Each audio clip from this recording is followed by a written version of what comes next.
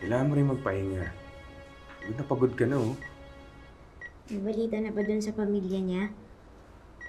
Bakit kasi hindi makontak yung nasa in case of emergency niya eh? Parang kita niya daw yun, eh. Pero hindi rin makontak. Parang ulila na ata si Sabrina. Sino magbabantay sa kanya dito? Paano pag nagising siya tapos wala tayo dito? Kailangan mo rin alagaan yung sarili mo. Let hindi ka makakatulong kapag manghihina ka rin.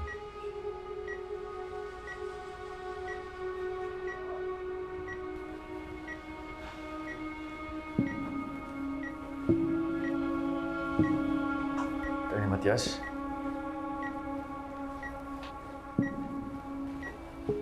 Kung matos na daw si Sabrina.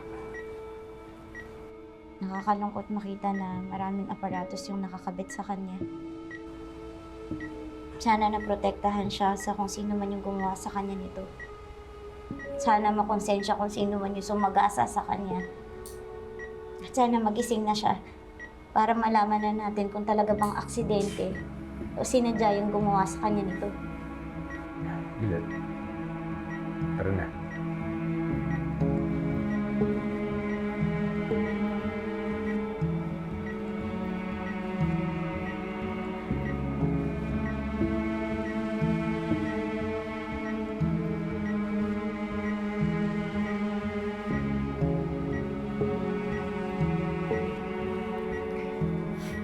Babe, are you okay?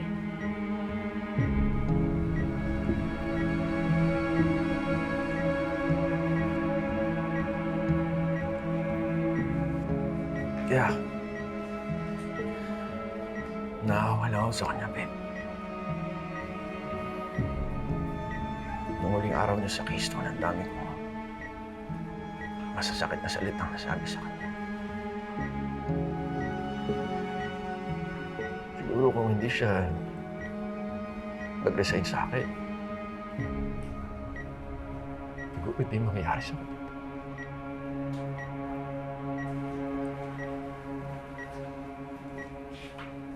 Sana magising pa siya. So I could tell her that I'm sorry.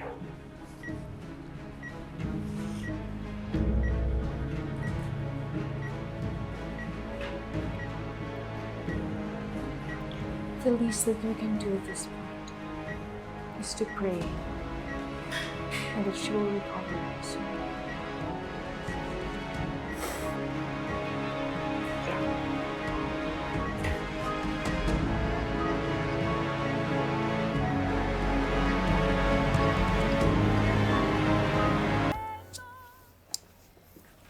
Emong, bakit malakad ka ng lakad dyan? Nakakahilo ka. Lani, nag-iisip ako. Bakit kailangan ba pag nag-iisip ka, lakad ka ng lakad? Nakaisip ka lang? Stimulating ang tawag doon. Ano ba yan? Nakakahilo ka. Lilit, hindi kaya may atraso tong si Sabrina? Yung sa tingin mo, hindi sinasadya ang pagkabunggo, mabatay ka lang. Baka naman talagang tinatarget siya nung naka-atraso niya. Atraso? Ano mafia, Emong? Eh, sekretary nga lang ni Atty. Renan yun, hindi ba? Ano yun, Lilith? Ibig sabihin ba, mafia yung mapapangasawa nung kapatid mong hilaw? Nay, kung ano-ano na yung iniisip niyo. Nilay, alam mo masama ang sinabi ni mama mo. Kaya nga tayo nandito ngayon para makapag-isip kung ano yung dahilan kung bakit binangga yung sekretary ni Atty. Alon. Kawawa nga, tinan yung comatose. Sa bagay.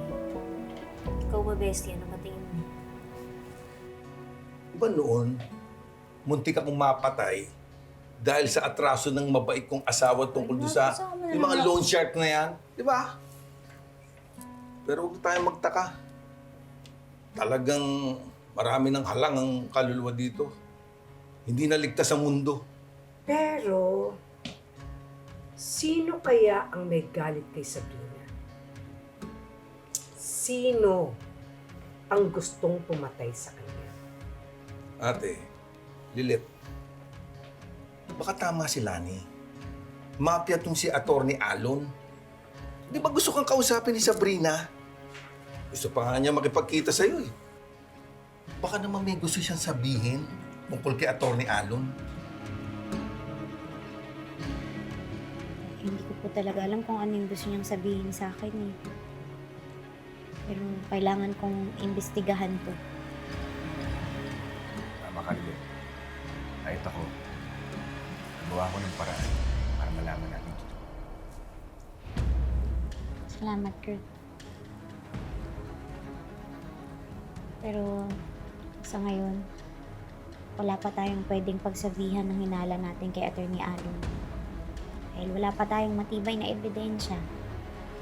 Ang magagawa lang natin ay ang magdasal na mabilis na makarecover si Sabrina para masabi niya na rin sa akin kung ano yung katotohanan kay Atty. Alon.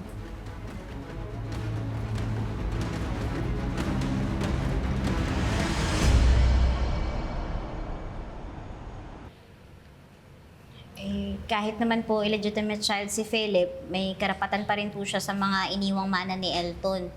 Nakasaad po yun sa Family Code, sa Civil Code of the Philippines at sa iba pang mga special laws.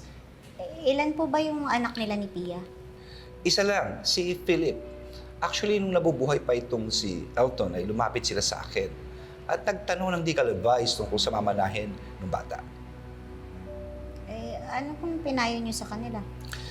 Dahil nga kasal pa noon itong si Elisa at si Elton, ang sabi ko, dapat siguro i-secure nyo muna yung parte ng anak ninyo, itong si Philip. At dapat ihiwalay nila at ipangalan na sa bata ang parte niya kasama na ang bank deposit. Kaya dapat magkaroon sila ng bank account para dito na rin kay Philip.